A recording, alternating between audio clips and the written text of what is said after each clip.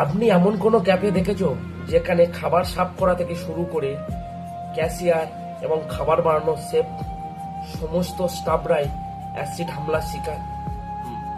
এটা শুনতে অবাক লাগলেও এটাই বাস্তব। নিউ দিল্লির সুলতানপুরে এক ক্যাফে সমস্ত স্টাফরাই অ্যাসিড হামলার শিকার।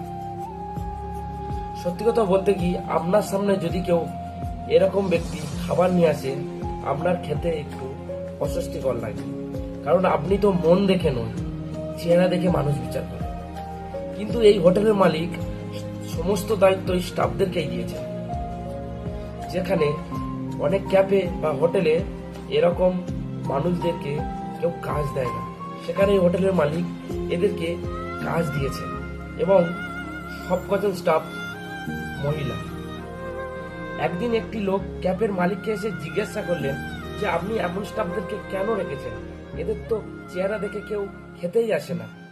উত্তরে মালিক বললেন, আমি চাই এই সমাজে অ্যাসিড হামলার নারীরা তারা সচেতন হোক এবং তাদের যেন ভালো ভালো জায়গায় কর্মসংস্থান হয় এবং সমাজে মাথা উঁচু করে যেন বাঁচতে পারে।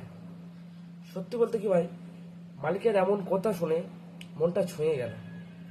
আপনার কেমন লেগেছে কমেন্ট করে বলবেন। আর হ্যাঁ, একটা কথা, কাউকে তার চেহারা দেখে নয়, মন বা কাজ দেখে ভালোবাসুন। ধন্যবাদ।